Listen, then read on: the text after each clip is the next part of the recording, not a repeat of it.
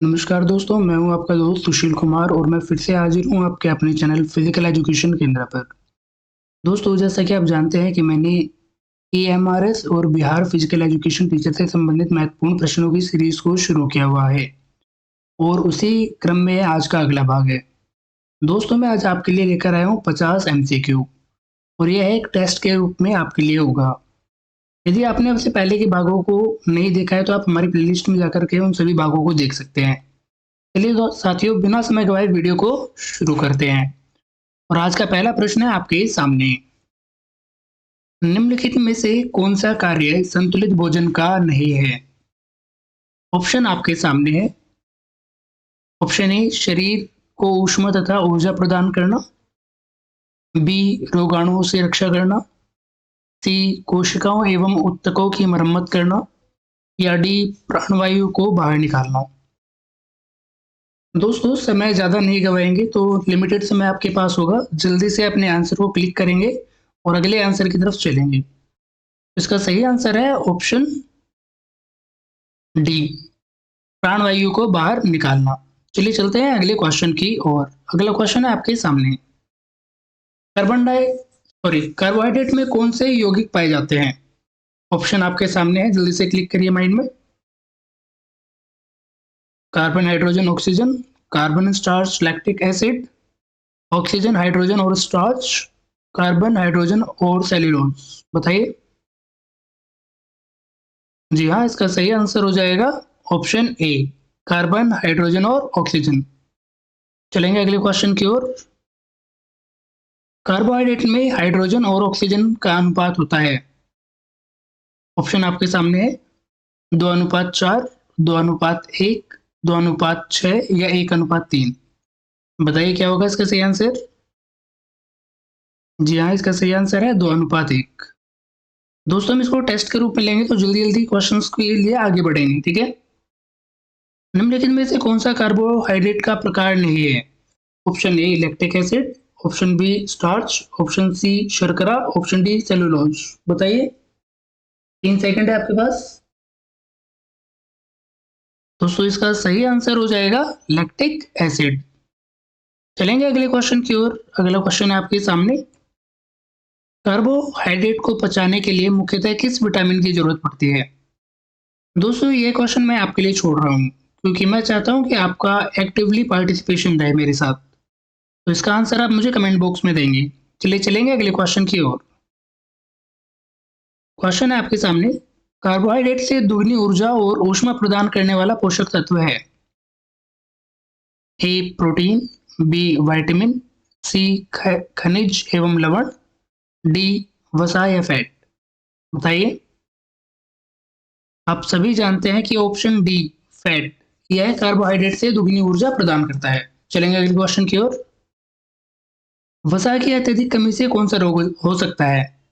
Option A, चर्म रोग। Option B, malaria. Option C, तपेदिक। ऑप्शन डी, आंत्र ज्वर। बताइए। जी हाँ, इसका सही आंसर है ऑप्शन ए, चर्म रोग। चलेंगे अगले क्वेश्चन की ओर।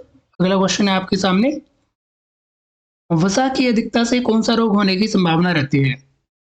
ऑप्शन ए, सूखा रोग। ऑप्शन बी, पेचिस। ऑप्शन सी, हृदय रोग या ऑप्शन डी, नेत्र रोग। बताइए साथियों। जल्दी जल्दी क्लिक करना है आपको माइंड में। इसका सही आंसर हो जाएगा ऑप्शन सी, हृदय रोग। चलेंगे अगले क्वेश्चन की ओर। भोजन में निहित कौन सा पोषक तत्व मुख्यतः शारीरिक वृद्धि और टूटे फूटे ऊतकों की मरम्मत का कार्य करता है? बताइए साथियों, क्या होगा इसका सही आंसर?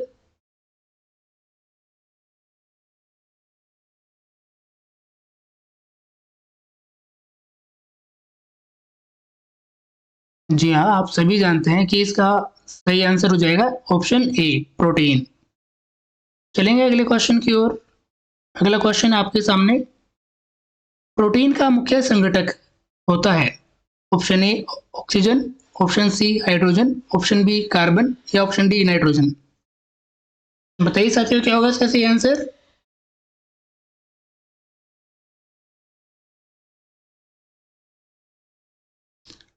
इसका सही आंसर हो जाएगा ऑप्शन डी, नाइट्रोजन। चलेंगे अगले क्वेश्चन की ओर।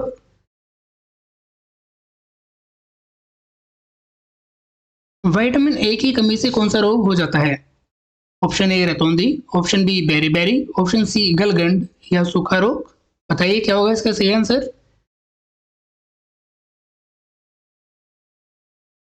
जी हाँ, आप सभी जानते हैं कि विटामिन ए की कमी से रतौंधी नाइट ब्लाइंडनेस हो जाता है। चलेंगे अगले क्वेश्चन की ओर और अगला क्वेश्चन है आपके सामने। विटामिन ए का रासायनिक नाम क्या है?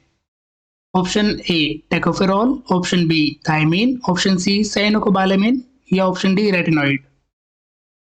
बताइए। जी हाँ, इसका सही आंसर है ऑप्शन डी रेटिनॉइड या रेटिनॉल। चलेंगे अगले क्वेश्चन की ओर। अगला क्वेश्चन है आपके सामने। साथियों, आपके लिए अब एक साथ दो दो करके क्वेश्चन आएंगे, तो उन सभी का आंसर आपको एक साथ ही देना है। विटामिन बी1 की कमी से कौन सा रोग हो जाता है? ऑप्शन ए सूखा रोग, option B pellagra, option C beriberi, option D rickets. Click कीजिए माइंड में। मैं अगला क्वेश्चन पढ़ता हूँ आपके लिए। विटामिन बी1 की रासायनिक नाम क्या है? ऑप्शन ए थायमीन है, ऑप्शन बी टेकोफेरॉल है, ऑप्शन सी फोलिक एसिड है या ऑप्शन डी एस्कॉर्बिक एसिड है। चलो तो आपके लिए दोनों क्वेश्चन का आंसर मैं एक साथ लेके आता हूँ। विटामिन बी1 की वजह से रोग हो जाता है बेरी-बेरी और विटामिन बी1 का रासायनिक नाम है थायमीन।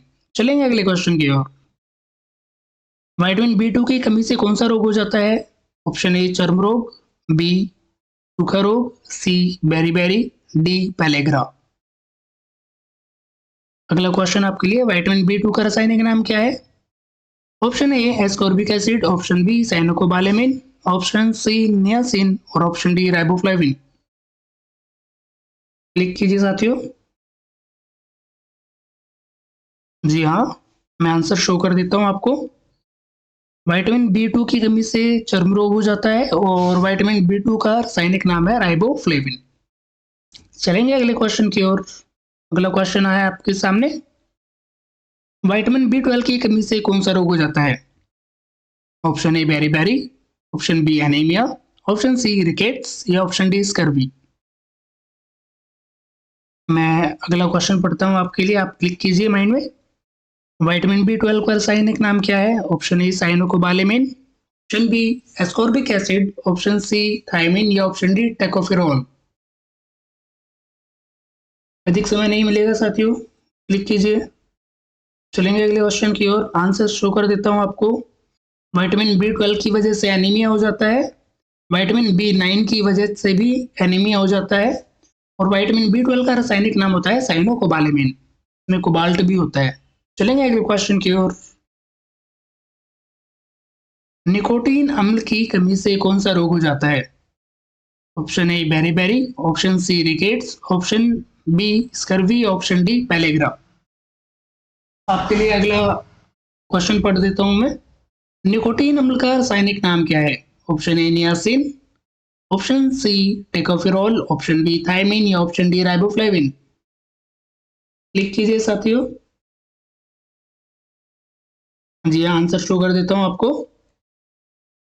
निकोटीन की वजह से जो रोग हो जाता है उसको हम बोलते हैं पेलेग्रा और निकोटीन विटामिन बी3 को बोलते हैं।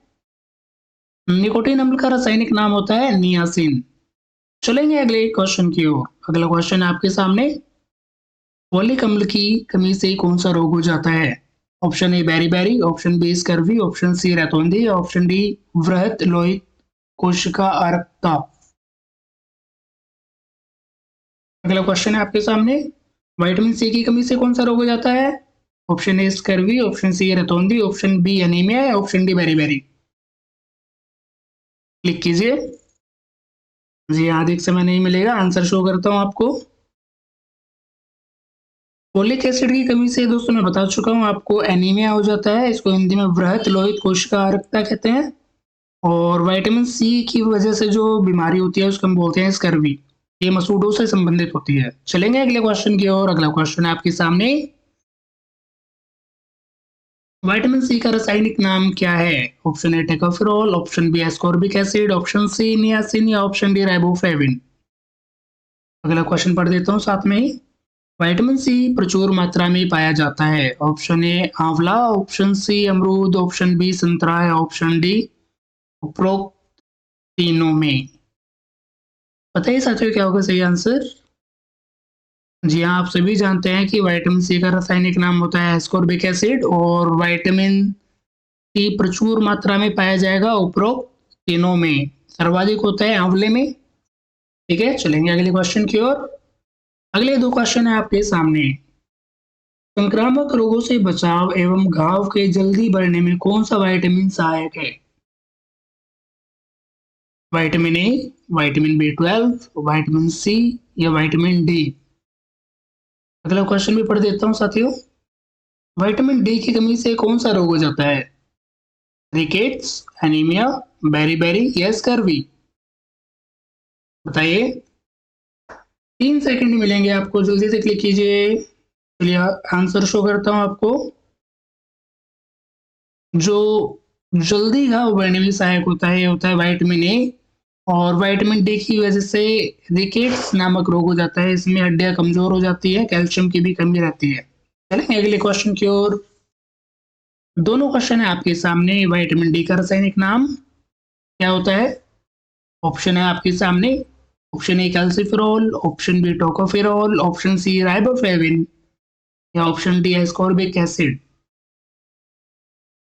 अगला क्वेश्चन भी पढ़ देता हूँ। सूर्य की किरणों से कौन सा विटामिन प्राप्त किया जा सकता है? Option A vitamin B, option C vitamin D, option B vitamin C और ऑप्शन डी विटामिन ए। साथियों मेरी स्पीड बताइए ठीक है पढ़ने की या थोड़ा स्लो करूं? वैसे आप भी इसको कंट्रोल कर सकते हैं 2x और स्लो करके। तो दोनों के आंसर आपको शो कर देता हूं। विटामिन डी का रासायनिक नाम होता है कैल्सिफेरॉल और सूर्य की किरणों से भी हमें विटामिन डी प्राप्त होता है। चलिए थोड़ा सा और बता देता हूँ आपको। विटामिन डी का अवशोषण हमारे साथ कैल्शियम के साथ भी हो जाता है। या आप ऐसा भी कह सकते हैं कि अगर शरीर में कैल्शियम एब्जॉर्ब करना है तो भी आपको विटामिन डी की आवश्यकता पड़ेगी। चलिए चलते हैं अगले क्वेश्चन की ओर। अगले दो क्वेश्चन है आपके सामने। विटामिन डी की कमी से कौन सा रोग हो जाता है? ऑप्शन ए प्रजनन संबंधी रोग, option B anaemia, option C रक्त का थक्का न जमना या ऑप्शन डी बेरी। अगला क्वेश्चन भी है आपके सामने। विटामिन ई का रासायनिक नाम क्या है? Cyanocobalamin, option B ascorbic acid, option C tocopherol या ऑप्शन डी राइबोफ्लेविन। बताइए, 3 सेकंड है आपके सामने। जी हाँ, आंसर शो करता हूँ आपको। विटामिन ई की वजह से हो जाता है साथियों प्रजनन संबंधी रोग और विटामिन ई का रासायनिक नाम है टोकोफेरॉल। चलेंगे अगले क्वेश्चन की ओर। विटामिन ई का मुख्य स्रोत है हरी सब्जियां, नींबू, अंकुरित अनाज या दूध। विटामिन के की कमी से कौन सा रोग हो जाता है? Option A berry, option C haemorrhage, option B हृदय रोग या ऑप्शन डी स्कर्वी। बताइए साथियों क्या होगा इसका सही आंसर। दोनों का आंसर देना है आपको, जल्दी से क्लिक कीजिए। Yes, time over. Answer show कर देता हूँ। विटामिन ई का मुख्य स्रोत होता है साथियों अंकुरित अनाज और विटामिन के की कमी से मुख्यतः रोग हो जाता है हेमरेज। हेमरेज होता है हमारे ब्रेन में। चलेंगे अगले क्वेश्चन की ओर। विटामिन के का रासायनिक नाम क्या है? Option A naphthoquinone, option C tocopherol, option B haemorrhage या ऑप्शन डी राइबोफ्लेविन। निम्नलिखित में से कौन सा विटामिन जल में घुलनशील है? Vitamin A, vitamin D, vitamin B या विटामिन के। क्लिक कीजिए साथियों जल्दी से। जी हाँ, आंसर शो करता हूँ आपको। विटामिन के का रासायनिक नाम होता है नेप्थ्यूक्विनोन और विटामिन बी जल में घुलनशील होता है, विटामिन बी और vitamin C. A D E K ये फैट में घुलनशील होते हैं साथियों। चलेंगे अगले क्वेश्चन की ओर। अगला क्वेश्चन है आपके सामने। निम्नलिखित में से कौन सा विटामिन वसा में घुलनशील है? Vitamin B, vitamin C, vitamin A या इनमें से कोई नहीं। अगला क्वेश्चन, हमारे शरीर में लगभग कितने खनिज लवण पाए जाते हैं? 15, 17, 16 या 18। साथियों एक का आंसर मैं दूंगा आपको और एक का आंसर आप देंगे मुझे। आप गूगल सर्च भी कर सकते हैं ताकि आपको लंबे समय तक याद रहे। तो विटामिन जो वसा में घुलनशील होते हैं ये होता है हमारा विटामिन ए। ठीक है। ए डी ई के मैं बता चुका हूँ आपको, विटामिन बी और सी ये पानी में घुलनशील होते हैं। हमारे शरीर में लगभग कितने खनिज लवण पाए जाते हैं, ये आपको कमेंट बॉक्स में मुझे टाइप करके बताना है। चलेंगे अगले क्वेश्चन की ओर। अगला क्वेश्चन है आपके सामने, कैल्शियम और फास्फोरस मुख्यतः सहायक है हड्डी निर्माण में, रोगों से बचाव में, रक्त परिसंचरण में, या ऑप्शन डी है आपके सामने पाचन क्रिया में। अगला क्वेश्चन भी पढ़ देता हूँ आपके लिए। मनुष्य के सारे शरीर में रक्त के माध्यम से ऑक्सीजन पहुंचाने का कार्य करता है लोहा, ऑप्शन बी तांबा, option C sodium chloride, option D potassium. बताइए, 3 सेकंड का टाइम मिलेगा, देखने ही मिलेगा। Time over. कैल्शियम और फास्फोरस मुख्यतः सहायक होते हैं हड्डी के निर्माण में। वहीं मनुष्य के सारे शरीर में जो रक्त के माध्यम से ऑक्सीजन पहुंचाने का कार्य करता है वह करता है लोहा, और आप इसको हीमोग्लोबिन के नाम में भी जानते हैं। हीमोग्लोबिन में हीम से ही हमारा संबंध होता है लोहे से। चलेंगे अगले क्वेश्चन की ओर। अगला क्वेश्चन है आपके सामने, लोहे की कमी से शरीर में कौन सा रोग हो जाता है। अभी आपको बता चुका हूं मैं ऊपर ही। ऑप्शन भी आपके सामने है, option A berry, option C scurvy, option B haemorrhage, या option D anaemia.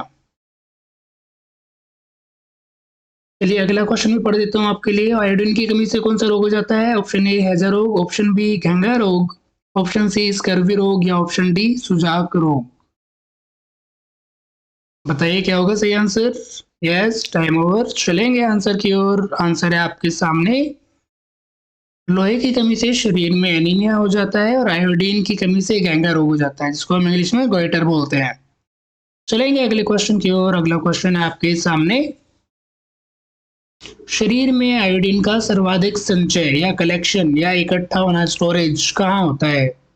Option A Piyush ग्रंथि में, ऑप्शन सी यकृत में, ऑप्शन बी अवटु ग्रंथि में, अवटु बोलते हैं साथियों थायराइड को, ऑप्शन डी पित्ताशय में। 43 नंबर का क्वेश्चन है आपके सामने, शरीर में ऊतकों की क्रिया को सुचारू बनाने में सहायक खनिज लवण है sodium chloride, option B potassium, option C calcium, या ऑप्शन डी तांबा। बताइए। Yes, time over. चलेंगे आंसर की ओर। शरीर में आयोडीन का संचय सबसे अधिक अवटु ग्रंथि में होता है। थायराइड की हिंदी में अवटु ग्रंथि कहा जाता है। शरीर में ऊतकों की क्रिया को सुचारू बनाने सहायक खनिज में लवण जो है ये होता है हमारा पोटेशियम। चलेंगे अगले दो क्वेश्चन की ओर। अगले दो क्वेश्चन है आपके सामने, सोडियम क्लोराइड को क्या कहा जाता है। Option A glycogen, option C haemoglobin, option D इनमें से कोई नहीं, या ऑप्शन सी हीम हामालाबिन। अगला क्वेश्चन आपके सामने, शरीर का 90% हिस्सा निर्मित है। ऑप्शन ए कैल्शियम से, ऑप्शन बी मांसपेशियों से, या ऑप्शन सी जल से, या ऑप्शन डी पोटेशियम से। बताइए साथियों क्या होगा इसका सही आंसर। जी हाँ, अधिक समय नहीं है। Yes, time over. चलेंगे आंसर की ओर। आंसर है आपके सामने, सोडियम क्लोराइड को इनमें से कोई भी नहीं कहा जाता, क्योंकि ग्लाइकोजन हमारे शरीर में पाया जाता है, हीमोग्लोबिन भी। सोडियम को NaCl भी कहा जाता है, तो वह यहाँ पे ऑप्शन के रूप में नहीं है, तो इसका आंसर होगा ऑप्शन डी इनमें से कोई नहीं। और वहीं शरीर का 90% हिस्सा निर्मित है, किससे होता है साथियों, ये जल से होता है। ठीक है, चलेंगे अगले क्वेश्चन की ओर। वैसे तो 70% होता है, पर अकॉर्डिंग टू क्वेश्चन यहाँ इन्होंने इसको जो रिलेट किया है वो जल से किया है, तो मैं भी आपको जल से ही बता रहा हूँ। वैसे शरीर में 70 से 75% जल होता है। चलेंगे अगले क्वेश्चन की ओर। अगले दो क्वेश्चन है आपके सामने, मनुष्य के शरीर के तापमान को नियंत्रित किया जाता है। ऑप्शन ए विटामिन से, ऑप्शन बी प्रोटीन से, ऑप्शन सी वसा से, या ऑप्शन डी जल से। जल्दी से क्लिक करेंगे माइंड में। मैं अगला क्वेश्चन पढ़ रहा हूं आपके लिए। शरीर की शक्ति का मापन इकाई को क्या कहते हैं। ऑप्शन ए जूल कहते हैं, ऑप्शन सी अश्व शक्ति कहते हैं, ऑप्शन बी कैलोरी कहते हैं, ऑप्शन डी इनमें से कोई नहीं कहते हैं। जल्दी से क्लिक करेंगे। जी हाँ, इनका सही आंसर है आपके सामने। मनुष्य के शरीर के तापमान को नियंत्रित किया जाता है जल के द्वारा, क्योंकि जल होता है जो हमारे शरीर में टेम्परेचर को कंट्रोल करता है। वहीं शरीर की शक्ति को मापने की इकाई है कैलोरी। ठीक है साथियों, चलेंगे अगले दो क्वेश्चन की ओर। अगले दो क्वेश्चन है आपके सामने। 1 ग्राम कार्बोहाइड्रेट से कितनी कैलोरी प्राप्त होती है? Option A 4 calorie, option C 9 calorie, option B 3 calorie, या ऑप्शन डी 2.5 कैलोरी या 2.5 कैलोरी। क्वेश्चन नंबर 49 आपके सामने। 1 ग्राम वसा से कितनी कैलोरी की ऊर्जा प्राप्त होती है? Option A 4 calorie, option C 2.5 calorie, option B 9 calorie, या ऑप्शन डी 1 कैलोरी। बताइए साथियों। जी हाँ, आंसर शो करता हूँ आपको। आंसर है आपके सामने। जो कार्बोहाइड्रेट होता है साथियों, वह 4 कैलोरी हमें ऊर्जा के रूप में प्रदान करता है। वहीं प्रोटीन भी हमें 4 कैलोरी ऊर्जा के रूप में प्रदान करता है। और 1 ग्राम वसा से हमें लगभग 9 कैलोरी के आसपास प्राप्त होता है। यह हमारे कार्बोहाइड्रेट और प्रोटीन से दुगना होता है। ठीक है, चलेंगे आज के लास्ट क्वेश्चन की ओर। और लास्ट क्वेश्चन है 50 नंबर, जो कि है आपके सामने। 1 ग्राम प्रोटीन से कितनी कैलोरी प्राप्त होती है? Option A 4 calorie, option B 9 calorie, option C 2.5 calorie, या ऑप्शन डी। साथ ही शायद आपको पूरा कवर नहीं हो रहा है, मैं कर देता हूँ इसको कवर। ऑप्शन डी हो जाएगा 3 कैलोरी। बताइए क्या होगा इसका सही आंसर। तो आप सभी जानते हैं इसका सही आंसर हो जाएगा हमारा ऑप्शन ए 4 कैलोरी। ठीक है, चलेंगे अगले आंसर की ओर। तो साथियों, ये थे आज के हमारे मोस्ट इंपोर्टेंट 50 एमसीक्यू टेस्ट। यदि आपको हमारी यह सीरीज पसंद आई है तो हमारे चैनल को लाइक कीजिए, सब्सक्राइब कीजिए और शेयर करना ना भूलें। और इसी तरह के अगली सीरीज के लिए आपको 1 या 2 दिन का वेट करना पड़ सकता है। दोबारा से आपके लिए 50 एमसीक्यू टेस्ट की सीरीज लेकर हम फिर से हाजिर होंगे। तब तक के लिए बाय बाय, जय हिंद।